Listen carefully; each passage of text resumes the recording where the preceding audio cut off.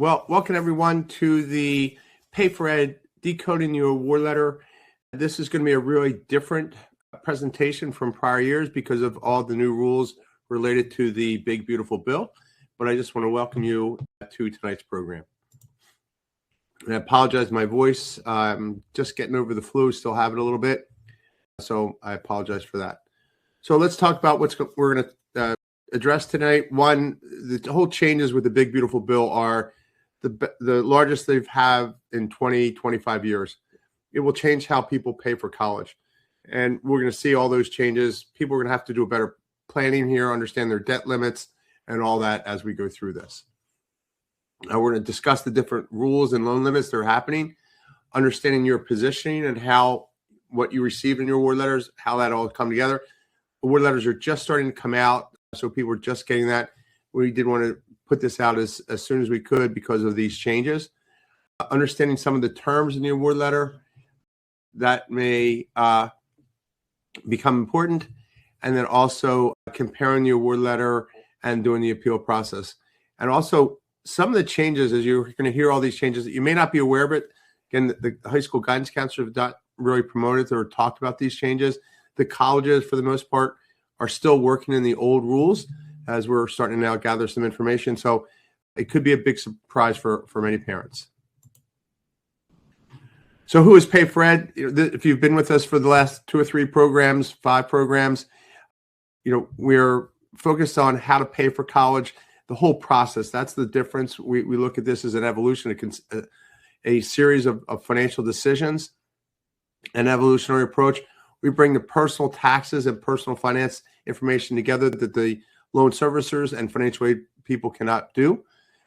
We also see the importance of your tax planning. That's going to be much more important.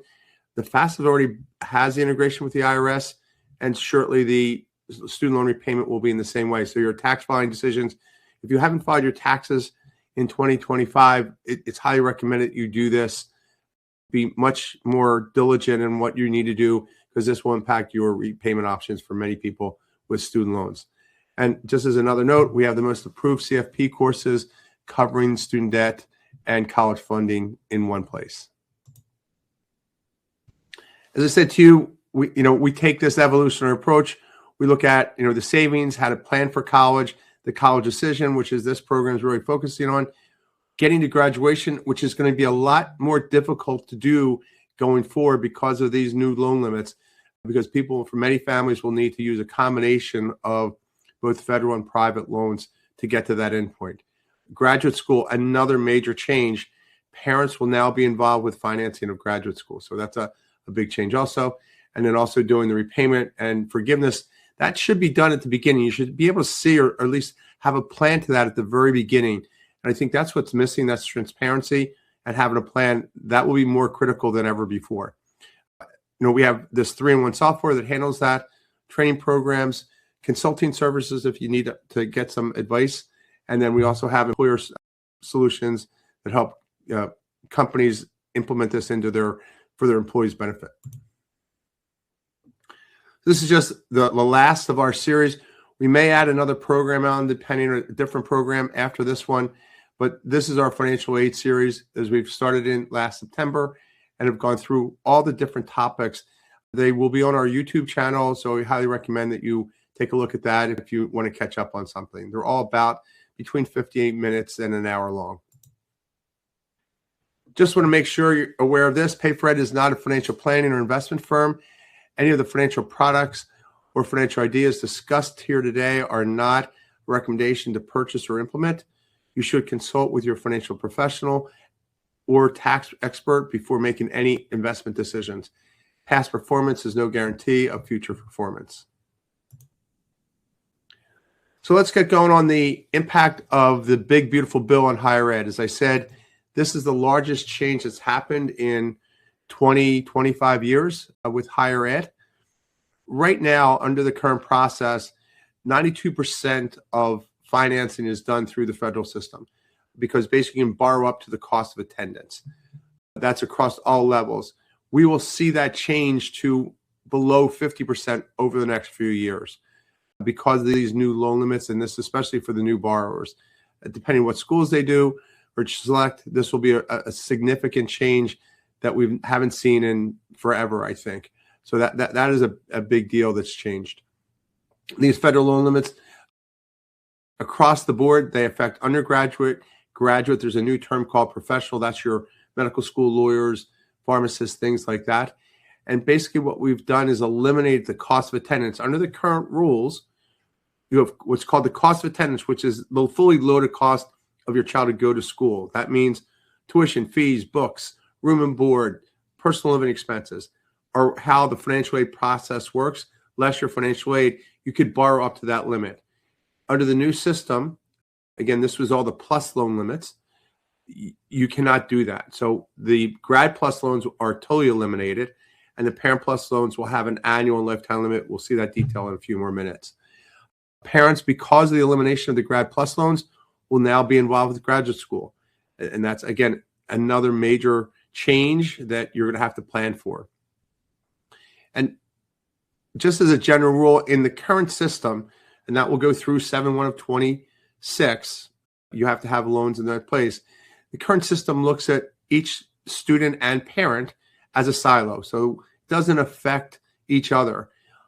Going forward, this is going to be more like a farm that you have to manage all the silos, because when you make one decision for one child, it's going to impact the other child's ability to borrow money, because now we're going to have a formal underwriting process, which we don't have because we're now moving to using more private loans than the federal system. The federal system has a minimal, at best, underwriting process. It's really just your credit score. Anything above that, it's really not used or needed. So on the loan repayment side, what we're moving to is simplification. We currently have about 9 repayment methods. We're going to be moving for 2 for all new loans after 7/1 of 26. So anybody that has a loan dated 7/1 of 26, they only have 2 repayment options. And for parents, they will only have 1 option. So it's a big change here. I think the simplification is going to be good. What's going to become more important is your debt structure. How do we structure the debt to maximize that opportunity? There hasn't been many changes. I've gotten a lot of questions from clients. The loan forgiveness and public service loan forgiveness, there's a longer term on the IDR forgiveness, but for public loan forgiveness, it's basically stayed the same. There's a few things being talked about with some of the illegal activities. If you're, it's kind of political in the sense that, if they're doing the transgender operations in the hospitals, what we're hearing that they're going to do is kind of spin that off as a separate entity so that the whole hospital doesn't get penalized there. So there's going to be workarounds. But overall, the public service loan forgiveness, I don't see many changes going on. The elimination of the income-driven repayment methods for Parent Plus loans, that is gigantic. That will make it much more difficult, and parents will really need to be thinking about that. If you have Parent Plus loans currently right now, and you have a significant amount of Parent Plus loans, and you have future borrowing, you need to really do some work. You may want to give us a call, because the IDR options need to be started by April 1, according to the Department of Ed, because you have to do a consolidation, a few other things to get that in the right place to have access to the IDR options. What basically they're saying is the consolidation has to be completed before 7/1. There's a backlog there. And if the consolidation gets dated after 7/1, you only have the new method of repayment. So these are really, really important ideas that you need to consider. Just want to explain all these changes and why it's happening. This has been discussed over multiple administrations, both Democratic and Republican. So again, we kind of had to pull the trigger. It just happened to be this president. The government is currently losing about 20 cents per dollar lent. If this was a business, they would be bankrupt. So it's starting to affect Social Security, Medicare, Medicaid, all these other programs. So this is kind of why they pulled the trigger. As I said, and the plans that have come out in comparison to what was being discussed across both administrations, multiple parties, has been pretty generous, actually. So what was being talked about was a $20,000 or $30,000 limit per student, and we're actually at 65. So again, when I look at it that way, it is pretty generous. And basically what the government is saying is they know they need to provide this, service and support to support education and social services and things like that. What they're doing is saying, listen, we will finance this much money. Basically, it's $92,000 for the typical dependent student. Anything above that is going to have to be formally underwritten. So again, people are going to have to make better choices. In essence, they're trying to simplify and automate the repayment process. Again, the FAFSA has done that through the IRS integration. We will probably see that integration. That's why your tax planning will be also absolutely critical for 2025 going forward. So we'll probably see that within the next, I would say, 6 to 18 months that will be fully done. And then again, the government wants to really basically limit the risk of defaults specifically, and that's why the PLUS loan programs are either limited or totally eliminated going forward. So how's the big, beautiful bill going to affect your college funding and college decision? Again, we're talking about a lot of things that are over understanding the award letter, but if you don't understand these changes, my biggest fear is with these new loan limits that you're going to pick the perfect school for your child and that you get to their sophomore, junior, and senior year, and you won't be able to get the financing because of various reasons, because you're going to have to go outside of the system to get the money you need to finish. That's the biggest risk. And the problem that's happening is there's not been much press from the news press at all. And the colleges are inconsistent on what they're providing. And the high school guidance counselors never really talk about affordability when you do this. And now you're going to be picking a selection or selecting a college, and you don't realize that you're going to be limited to funds. If you don't do this planning now, what may happen is you get to that junior and senior, that July, August time frame, and you think, oh, I'm just going to get a private loan, and find out that you didn't get the 7 or 8%. You have an 11 or 12 or 13% loan. That's not going to make that a lot more attractive or affordable, and especially when you now start looking out in future years. Basically, under the new system, what you have to think is the closest parallel I can give you is that even though college cost over the 4 years is closer to purchasing a house, what you now have to think about is you're going to be buying a car every year, and every year you have to reapply for the application for those loans. So your prior decisions on your debt, already have the car, and you're not trading it in. You have the car, and you're going to keep the old car, and you're buying a new one. And that's what the new parallel is. And that formal underwriting process will go on each year for each child. And again, this is where the interaction between having multiple children could have an impact on what you can get for each child. So an example would be if I have debt for child one, I didn't have any debt initially, and now child two is our debt to income ratios are going to be factored into that approval process. Child one got interest rates at, say, 9%, and now child two, because of the amount that was borrowed, is going to get things at 11 or 12, assuming interest rates stay about the same. So these are the things that now parents will be facing. Here is just a comparison of the impact on the college funding side. On the student side, I'm going to just use the traditional dependent student, full-time dependent student. The student can get $5,500, $6,500, $7,500, $7,500 over the first 4 years, which totals 27. Now that may be split between subsidized and unsubsidized, but there's no change in that. So that will still be the same.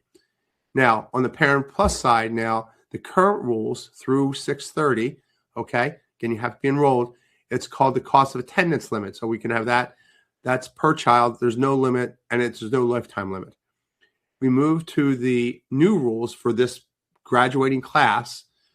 They will be able to get $20,000 annually per child with a lifetime limit per child of 65. So, if you look at it, you need 20 per year as an example.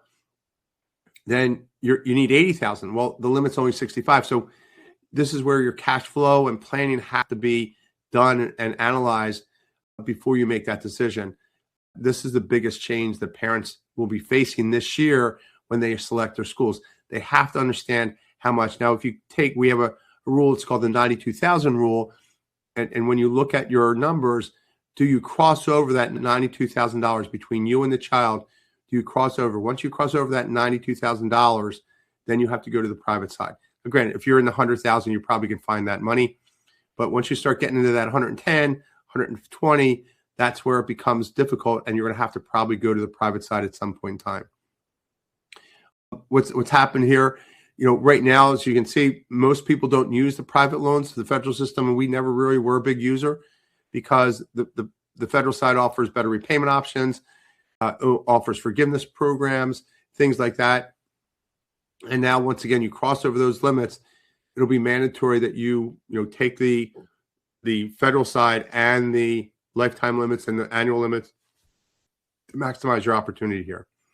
On the federal side, there's no loan underwriting, and it's minimal at best.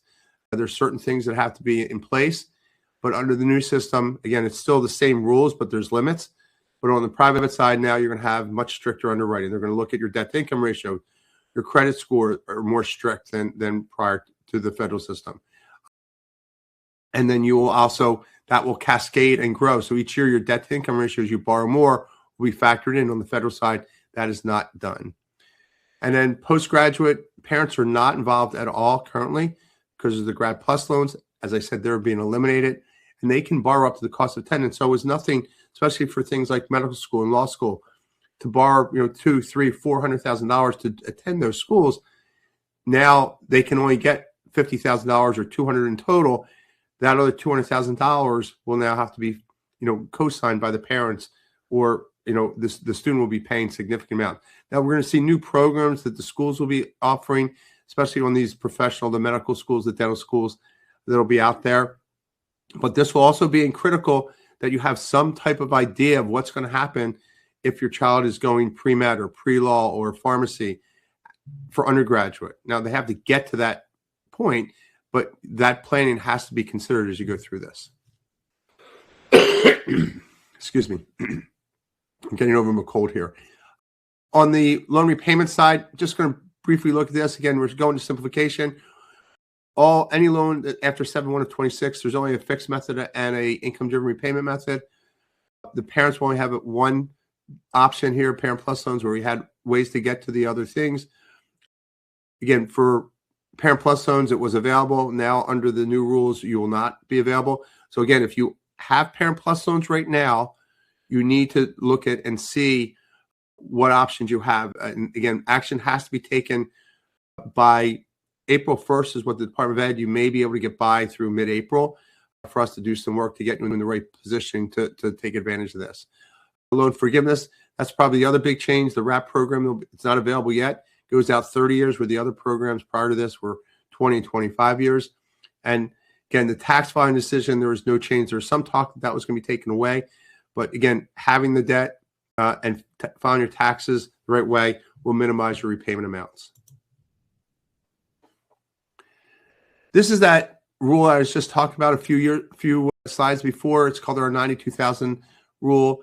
This is for undergraduates only. So basically what we're saying is, if our process that we look at is called the what and how. So the first line here, we see the 189,000. This could be when you get your award letter. This is what your final cost looks like. So we need 189,000 to go to this school. If you notice that on the bottom right-hand graph, we need 116, but the 189 ties to that. This family had $25,000 saved. They could afford $12,000 per year. The student takes the $27,000, and then they'll have to borrow $88,000.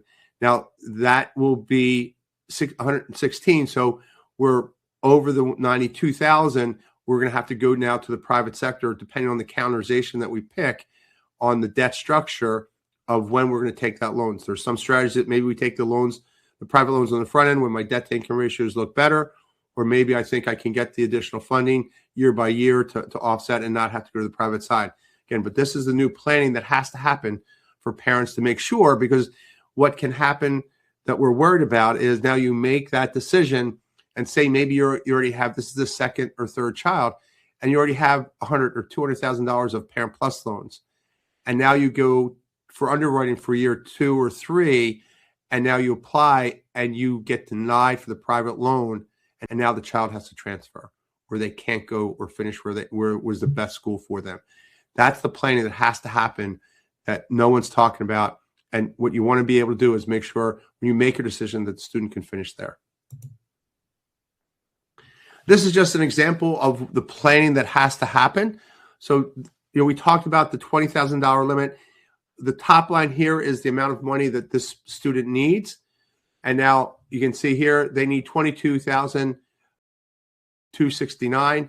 There's the student loans. That's not factored into that $22,000, but you can see now I take the Parent Plus loan at $20,000, and now I need a private loan for $22,669 that first year. You may be able to find that money to do it, to finish that. But now we go to year 3, and now we have $32,000 that we need, okay? And then we get to the bottom here, we need $12,000 to do that. Now, that's $1,000 a month. That may be pretty hard to do. And now you have to go and finance that through the private sector. Again, now you have a formal underwriting process, just like a car loan. They're going to look at your debt to income ratios. What other loans you have? Do you have a car loan? It will affect, as you take on this private student loans, you need a new car in 3 more years. You have this new private loan, a student loan that you've co-signed for. Again, as a co-signer, it's going to show up on your credit report. This is now going to affect your ability to buy that new car that you need. So again, these are the complications that are now added into the system that we don't see. Now, in our system, the way we do this, you can see that they haven't used the $5,000. Now, this is where we could have maybe done some improvements on the counterization and use the $5,000 and minimize the private student loans that we needed to get to graduation. So that was that $88,000 that we talked about in the previous slide. What was probably the most surprising to us in this process is the private loans. While we've always used the federal side, is one, the interest rates on the student loans versus the private loans is typically a lot less. In addition, the repayment options are a lot more favorable. So what we saw here is pretty important, that understanding the cash flows at graduation. What we're seeing is the private loans at graduation, because typically they're a 10 pay or a 15-year pay, which is not as attractive as the federal system has, that can expend that out on top of that. So we have a shorter time frame to pay it back, and the interest rates are typically higher in comparison to the federal student loans. Now, in comparison to the plus loans, they're about the same, but again, you have a longer period of time with the plus loans than you do with the private student loans. Typically, you can go out 15 or 20 years on the federal side, where here you're going to be down to 10 or 15 in most cases. So this is the biggest change that we've seen that you have to plan for. This will make more and more kids, have less flexibility and have to come home because of just paying the bill back. So that concludes where you are and what's all changed. Just to get a sense of the decision you're ready to make. You have to think of all these things. Now, it's a very different world, because we used to not have to think about it at all. We could just get a Parent Plus loan and finance that. We now really need to look at this much more in much more detail. Why are we going to school? The schools have made this life decision more of an experience. So they have the lazy river and the food courts and all that stuff, and have kind of, in my eyes at least, lost their focus a little bit on getting you out in 4 years and getting you ready for the real world. So you have to have that discussion with your child, saying, okay, why are we going to school? What's the career that we're considering?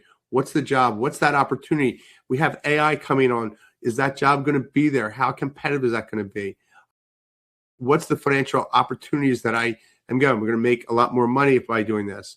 I think these are the discussions you have to have with your children, and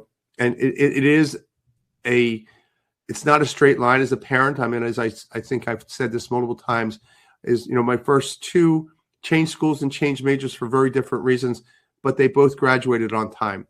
So these are the type of things that you have to work through and have the flexibility in your plan to get to your child. The best way to save money is to graduate on time. There's a lot of peer pressure here from students, from parents. A lot of times with graduation parties and all this stuff and the scholarships are talked about, in many cases, you may not see these people or rarely see them ever again, because your circle, as a child goes to one school, you don't see them as much. So again, you have to be really thinking of yourself, be selfish, and your child, because again, between the two of you, you'll be making these payments. This all starts when you fill out the FAFSA form, and if you did the CSS profile. I think a lot of people don't realize you don't see a number when you fill out the FAFSA, or when you fill out the CSS profile, but depending on the school, there could be a substantial difference. People, a lot of, probably they're the schools that typically say, oh, we meet 100% of need, we're need blind. The problem is when you fill out that form, they factor in other things that typically that CSS profile number will be higher. Well, when you did your application, you were thinking that, okay, I'm looking at an $80,000 school. I'm going to get, $42,000 here with a $37,000 student aid index number. And in essence, because of other factors, your actual student aid index number at that school was $60,000. So you don't qualify for the 42, you only qualify for the 20,000. So again, these are the type of things that you have to realize. It all starts with your student aid index number. I would highly recommend, no matter where you are financially, this gets into the debt structure at a client today.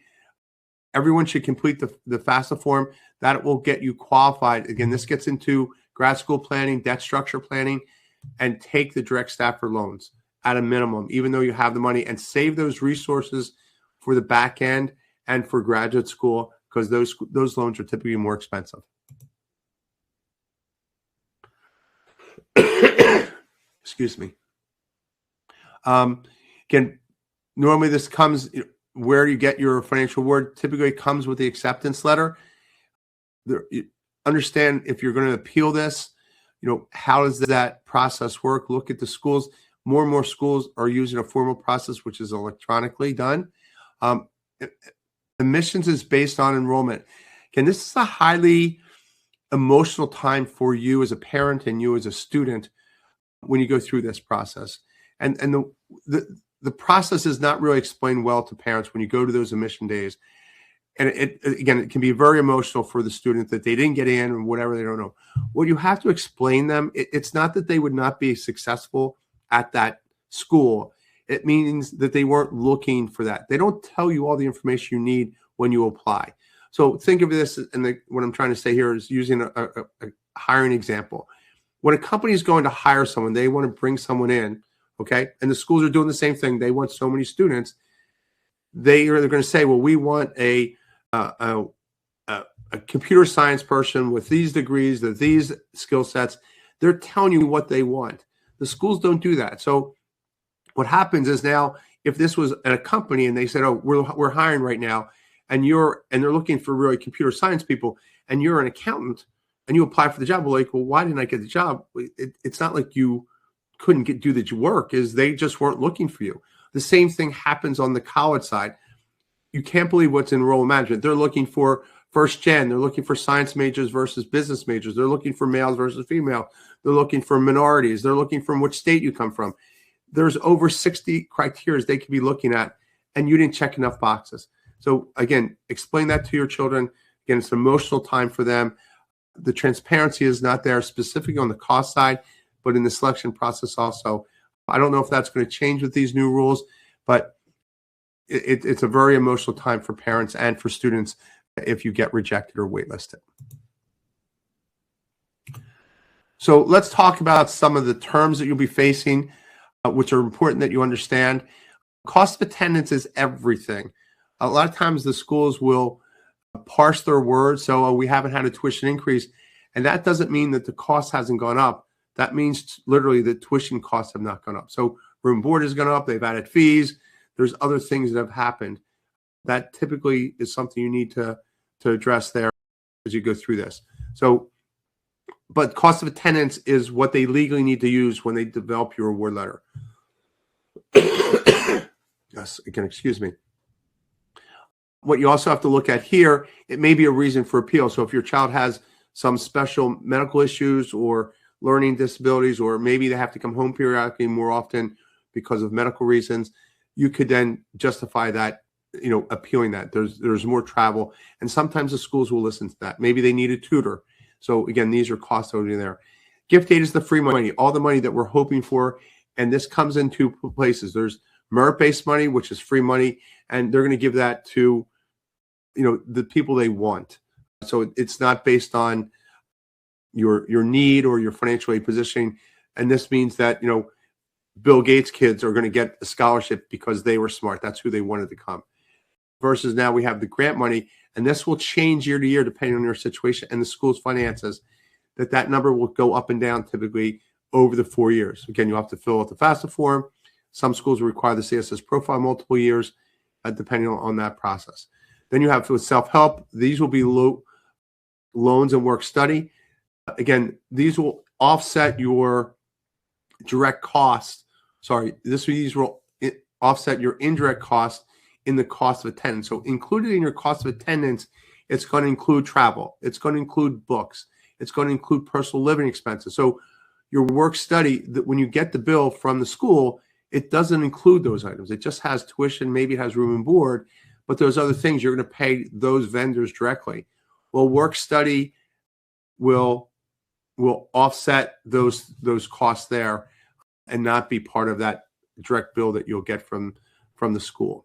Again, you have to separate what's direct and indirect. Some schools will do that on the reward letter very easily for you. Some will not. One of the issues that was not resolved on the Big Beautiful Bill, there's some discussions this will happen in other legislation, is that there is no standardization, and the schools take advantage of that.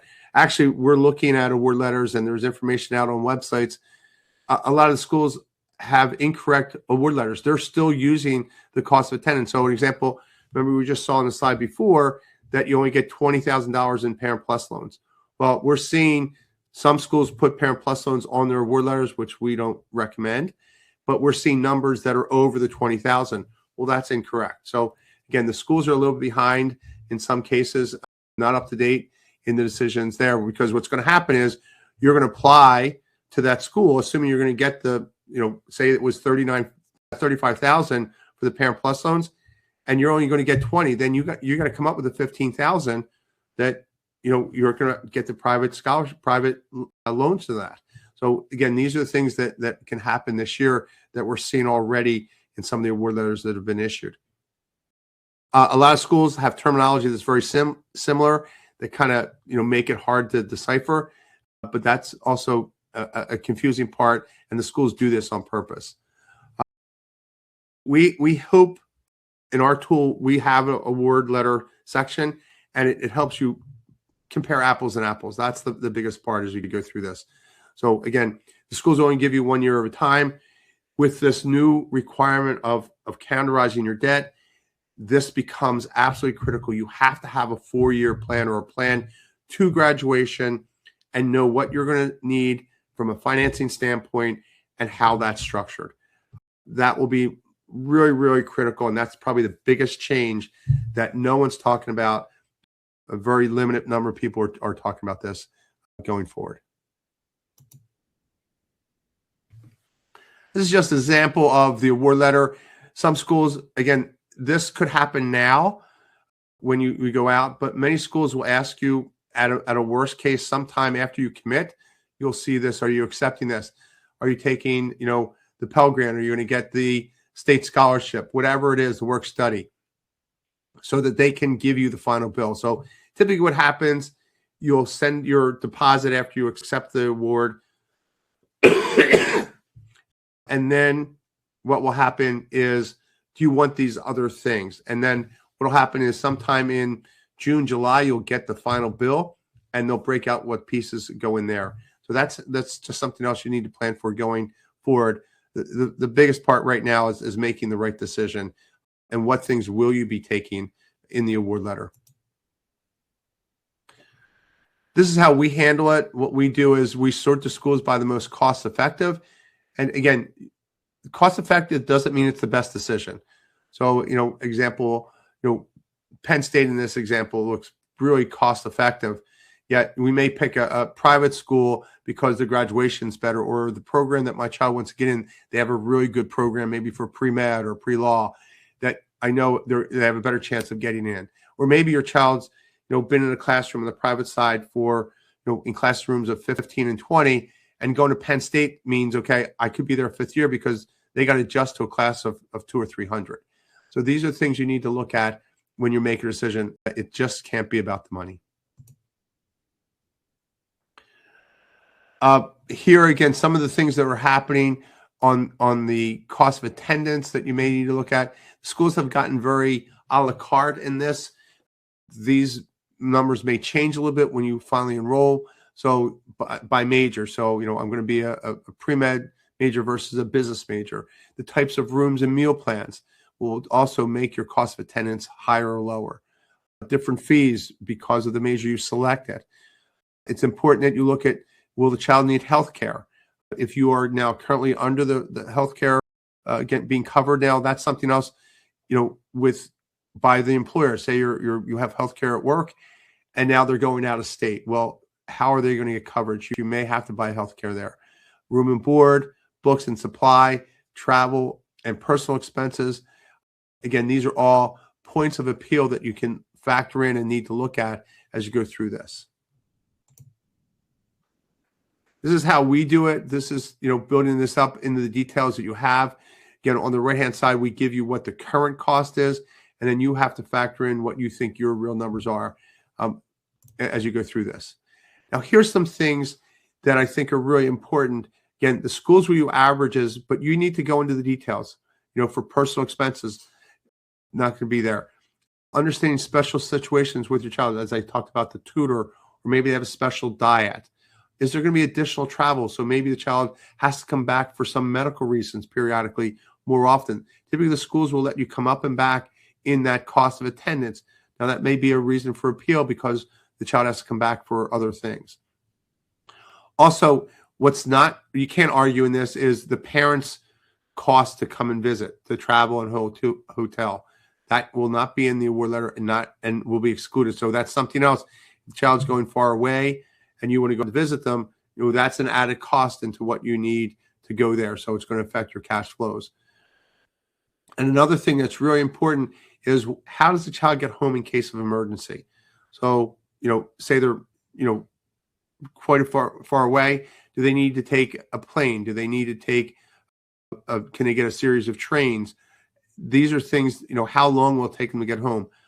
If your child's going to go further away, I would make sure that you understand what's it going to cost to get them home in case of emergency. It could be because of them, they're homesick or whatever it may be, or something else happens at home that they have to get home for a different reason. So these are things I would actually evaluate when you're making your decision to understand what that could cost you in case it does happen. Merit aids and scholarships. These are not need-based. These are reasons why, this could be an athlete. This could be a child with a special talent in the arts or something. It improves and maintains the school's academic and school program. So again, they want, this certain soccer player or this certain actor, or the child has done amazing community service work. You have to look like that. The schools, again, this is what's really important. The merit scholarships, you have to understand what the rules are. There's typically a GPA or a certain activity, so that makes that scholarship reoccurring. So if they don't get, say the schools typically with a merit scholarship, they're going to need a 3.5 and the child gets a 3.2. Still an okay GPA, but now some schools will prorate that 3.2. Some says we'll totally take it away. So this becomes another problem for many things. This will happen with the outside scholarships. Is it reoccurring or is it a one-time shot? So a lot of times the private scholarships are usually just 1 year. You have to factor that into your planning. This is how we handle it. So we break out, is it merit? Again, this all helps us do what's the 4-year cash flow as this changes over time. Typically with a merit scholarship, again, when you get the award letter, some schools do what's called a front load. You need to know, is it a merit scholarship or is it reoccurring? We saw that in the previous slide. You need to call it. If it just says scholarship, don't assume that it's reoccurring. A lot of times the names, now if it says grant, typically that is a need-based. But a lot of schools will use scholarship as a term. It's a feel-good word. My child got this scholarship. You need to determine, is that going to be reoccurring or is it a need-based scholarship? As I said just a minute ago, they'll need to maintain certain GPA. They'll have to be involved with certain activities, possibly do some volunteer work to maintain that scholarship. So the next piece here is the grants and need base. Again, this is another reason why you want to fill out a FAFSA form. Your child may qualify for state programs, local programs. It's based off your financial need. So cost of attendance minus your student aid index determines your need. So if your cost of attendance at a school, and this may change between schools, as an example for your middle-class families mostly. As an example, they apply to the state school, your student aid index number is 45, the cost of attendance for the state school is 40, you don't qualify for need-based aid. Now, when you apply for at the $65,000 school and your student aid index is 45, you qualify for 20. So the award letters specifically may look a little bit different because now you did get a grant.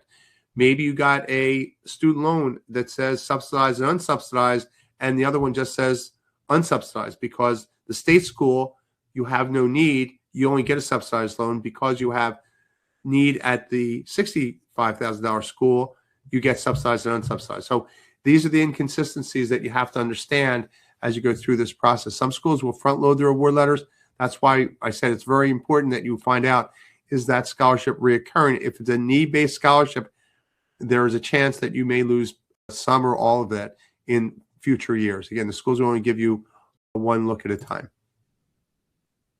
Again, this is how we break out the award letters. This is the details that you should be able to see. And then in the self-help, as I just talked about, the subsidized and unsubsidized, to get a subsidized loan, you have to have need, and that's determined by that student aid index number and the cost of attendance. If you complete the FAFSA form, everyone will get, or you'll qualify for the unsubsidized $5,500 as we saw earlier, $6,500, $7,500, $7,500 each year. Now, you're going to have to complete the FAFSA every year, but you'll get the unsubsidized no matter what your financial income. As we talked about, Bill Gates, his kids, if they filled out the FAFSA form, they would have gotten an unsubsidized Stafford loan. Work study, that depends on your child. You have to make that determine, is that going to be a distraction? It could be a really good way for them to fit in socially, meet some more friends, but can they work and go to school? That the primary focus is to get educated. This is something you need to be aware of. And then, as I said, the Parent Plus loans, this year we've seen inconsistencies on the awards in the sense that they don't have the right numbers. They are over the 20,000. That becomes an issue. But you have to be aware of that. Sometimes when you read it, include the Parent Plus loans in there, it makes your net price look lower. A Parent Plus loan is a loan. So again, some schools were not really happy when they have that on their award letter, but some schools do it. Again, here's the detail of how we do it in our system. So that concludes the process of understanding how you break down the award letter, the pieces that you need to break it out. Each school is different on how they do that. But, again, what we, in our system, we take it and it's consistent. So you're comparing apples with apples and you don't have that possibility of miscalculating or crossing over, contaminating your analysis. So that's really important. So what do you need to do to make sure that you're making the right decision? Again, this is what we try to do. We have consistent terminology. It handles numbers going forward. It's going to give you a 4-year view, which is absolutely critical now with these new loan limits. You have to understand the what you're going to be paying over the 4 years and also the how you're going to pay it. You can see possible changes in your award letter. Example, some schools will front load the scholarships or give you more money that first year, and then it drops off. Our system looks at that historical gifting policy. The other thing you need to look at now with these new loan limits, does your child going to need postgraduate study? In my case, what we did, we were open to the child picking the right school. My first two, again, changed schools, changed majors, but they graduated on time. Now, my oldest, as an example, picked a career and ended up at a school that we left at lunch. And that gets into that. It's not a straight line. Don't think you need to make the perfect decision. At the end of the day, as a parent, as a parent going through this experience, I've done it 3 times, you need to say, okay, is my child going to be a happy, productive adult? That should be your goal. And that will have twists and turns. So again, and I've seen this with, Division I athlete. My youngest was a Division I athlete. So again, all these factors come into play that you have to consider, and again, getting to the end point. This is just a good example of the what. So here's a perfect example of the front loading. So this child got much more money in the first year. Again, the schools will only give you 1 year at a time, but using the historical gifting policy, they're not going to get that in future years because they received, some of it was gift aid, some of it was need-based aid, and this is where the cost now will go up, and having the 4-year projection becomes critical. You just can't take it. Now with these new loan limits, it makes it even more important that you have the right numbers. And then here's where, if you remember that first slide we started looking at, here's what the funding shortfalls are. So we're looking at, again, this is the different things, but we look at the cash flows. Here's the debt that the student can take on, the $5,500, $6,500, $7,500. They could say they could put the $12,000 per year, and how are they going to use that $25,000 they had saved? And this is the funding shortfall that we have over that time frame. So again, this is what's important that you do and understand the what and how when you go through the process. Again, if there's any questions, please type them in. And then you're looking at, again, looking at the award letters, comparing them side by side, making the right decision, and don't just look at the cheapest. You have to look at the entire environment to make the right decision. And how do you make that right decision? Again, looking at graduation rates, student retention, the academic strength in the major or career path you're considering, the diversity of the academics. So you want to change majors, distance from home, class size, campus environment, big school, small school, city school, rural school. All these things have to go into your decision-making process to make it the best decision you can. And again, it's not always right. So let's go into doing the appeal. One, as you do go through the appeal process, you have to understand the timing. So with the FAFSA, it's going to bring in the specific tax return, and it's called prior. So as an example, we're in academic school year for 26 and 27. What was used for your FAFSA submission was tax year 24. So that's the numbers that were used to complete the FAFSA form. Now, if you've had a change on the negative side, where maybe you've lost your job, or you had a great year, or you had maybe a buyout of something in 24 that was reflective, and that income is not where it is today, that's a perfect reason why you want to make an appeal. So again, you have to show justification that you have either a new pay, that you've gotten downgraded, or maybe you're collecting unemployment, that you have to show the details.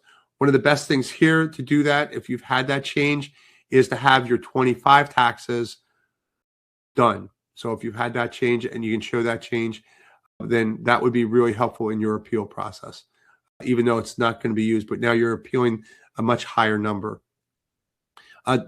Some things here, if the schools are similar, and typically a good way to do this is the judge is to what sports conference they're in. They're usually competing against for the same type of students, but you can't go to a state school when you got a $20,000 scholarship at a private school and say, well, this school gave me that. They're not going to talk to you. So it's not apples and apples there for them. They're competing on two different prices. So, but if you can find a school that's very similar on the same type of student they're looking for, then, hey, this school gave me $15,000, you only gave me $5,000, and they think they could maybe get that student, maybe they compromise it at $10,000, or they gave you a $12,000 scholarship, that was money in your pocket. Again, depending what type it is, that will be really, really important. Again, when you go through the appeal process, make the letter short, to the point, take the emotions out, and put yourself in the reader side. Be very specific on what you're saying. Keep it short. They're getting thousands of these. And from what I'm hearing this year, because of the whole economics, there's more and more people appealing. So again, keep in mind the reader, and you have a better chance of success. As I just say here, Many of the schools have moved to a computerized thing. The student should be the one initiating and presenting this by the student. They don't want it to be the parent. Know the reason why you're making the appeal. It should be short, to the point, and if you have numbers, that will help if possible. So again, justifying that you've lost your job. What's the income change between 24's tax return and where you are today? Things like supporting maybe an elderly parent that you're now doing that you weren't doing, that's not reflected on your tax return, that they didn't recognize. And again, you're going to have to show them that maybe you're paying for healthcare at home, or maybe a nursing home for your parents that's not reflective on your taxes. That would be something else that you're going to have to show documentation that's there. Don't make it wordy or lengthy. They don't care, personally. I mean, that sounds impersonal, but that's reality. Additional documentation, as I said, the tax return for 2025. If you don't have that done, I would highly recommend you do that if you're going to try to do the appeal, to make it easier for them to understand. And for financial reasons, again, we just said, have the tax return, the tax information for the current year, even though it's not going to be used officially, but it will be used in the appeal process. When they then read your analysis or your appeal, they'll come back with what's called professional judgment. Now, again, you may be appealing this to multiple schools, and you can basically use the same format or the same words in that process. Again, each school is a little bit different in how they handle this. And one school may accept all of it and give you $20,000. And another school may say, oh, I understand that. We can give you 10 or 12 or whatever it may be. So it may be a little bit different here based on how their enrollment system is going or status. Again, putting this in perspective, this is a business that you're paying them money, and you have to recognize that business as part of that. Again, sometimes they'll ask for a tax transcript or invoices. So an example would be you're saying, well, I'm paying for my mother's nursing home. Well, they're going to need to see an invoice or a canceled check proving that you are doing that.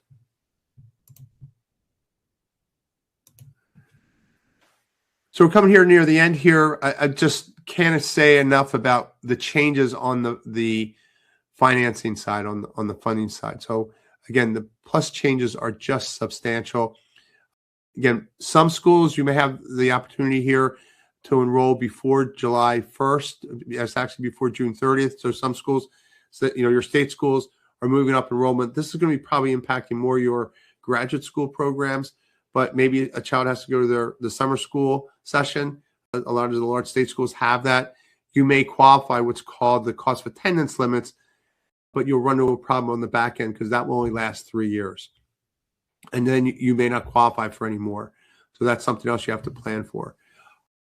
The Grad Plus elimination is just gigantic for new people entering in their master's program. Again, it could be for an MBA, it could be for history or something like that. Your master programs fall in a different category. Under the new rules, there's 2 separate master's programs, or postgraduate programs is a better way to say it. There's masters, and then there's what's called professional. And people are pretty upset about what that term professional. They're all professionals. They have professional degrees. It was just the terminology, and there's been some debate about should they change that phrasing or that wording. As I said, we saw that the plus loans are capped now. They're not up to the cost of attendance. You have to now look at how you're going to use that $65,000 over the multiple years when you need it. And then how much on the private side, if we cross over that $65,000 by year, what's the best way to do that? So again, this is going to be important, because if you don't do it correct, your child may be in a situation where you can't get the financing to finish. And this is really going to be painful for a lot of families where this is their second or third child, maybe fourth child in school. They've already accumulated, significant Parent Plus loans, and maybe their child's, are paying them back. It's not on their things, but legally that Parent Plus loan is legally the parents. They're going to apply for that private student loan and not be able to get it because their debt to income ratios are just horrendous.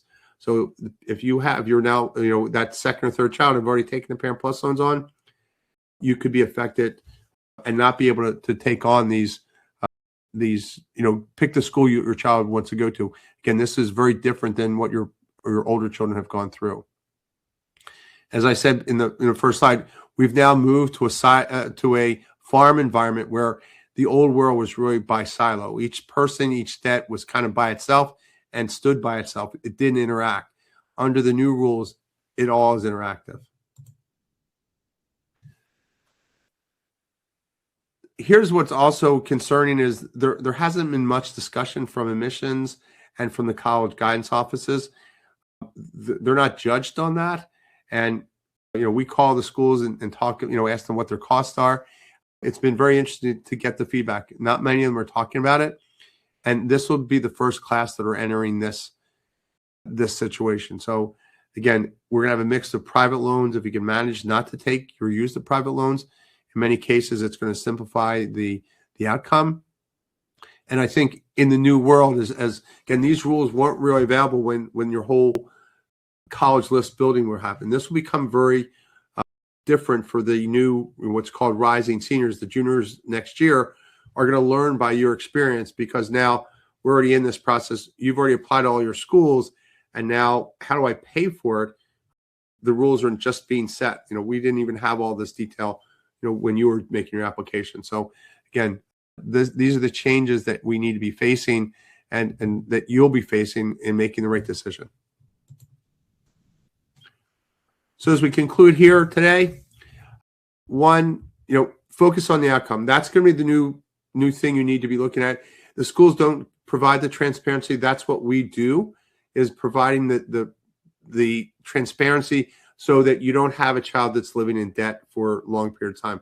You spent, $15,000 to $20,000 for this experience, and now they're moving back home to live in your basement. So that's the risk that you run into. Graduating on time is critical. That's going to save you the most amount of money.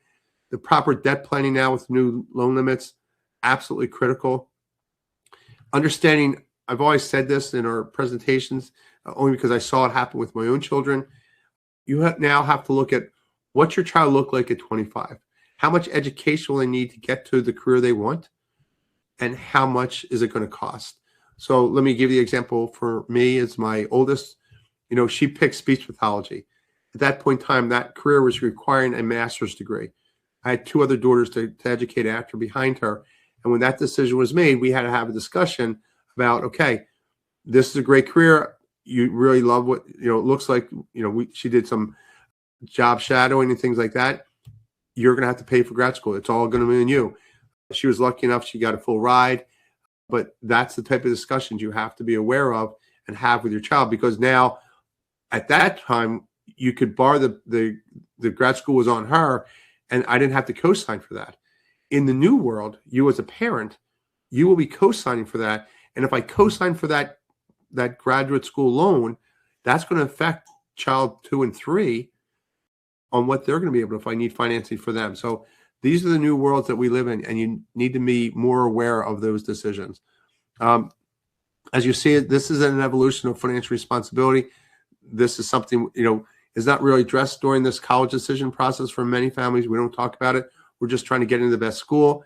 Under the new world, the system currently is built on access, and now we're moving to a world that's built on affordability. We're flipping that scenario, and it's going to be pretty impactful for classes going forward or grades going forward. And then in both cases, we're seeing horrendous things. Now, we haven't had repayment for almost 6 years. Between COVID and SAVE, there's been about 8 million people that really didn't have to make payments for almost 6 years. That's why we're losing 20 cents a dollar. That will all change, and we're going to see substantial pain for both parents and for students as this now starts to ramp up back up. As I just talked about, this process, it's built currently on access and not affordability. They will be changing places. I think another thing that we've seen on the repayment side that's kind of alarming is that parents have to look at your timelines. So what we do as part of our plan is we do a timeline. When's the youngest one graduate? How old will you be when the youngest one graduates? That becomes a new concern for many times. The financial aid officers can be helpful, but this has gotten very complex. And now with the debt, and now we're going to be looking at private loans and how do we finance that. they can't provide all the answers. And that becomes, or they're at least limited to what they can tell you. They can't talk about taxes. They can't talk about all the repayment options that you may have and the debt structure. So again, to properly do this, you have to understand the financial aid process, college savings plans, if you have those. You can actually use them during college, possibly if you have that. There's educational tax strategies, your debt structure, and understanding the new limits. And then all this decisions will directly impact what your repayment's going to be and how your forgiveness will work. This is what this holistic approach needs to do, because now it's the largest purchase for many families, for many parents specifically, before they're going to retire, that we make on our own. So it's not, again, this is where it's getting a mixed bag. Under the old process, there wasn't a third party. I could take the Parent Plus loans, and we saw that accumulation of debt. In the new process, you won't be able to borrow it, so it won't be as bad, but you still can get the Parent Plus loans and take on debt. So again, this is the change that's happening. So thank you so much for joining us here tonight. If you need to contact us, please look on our website to sign up for our newsletter.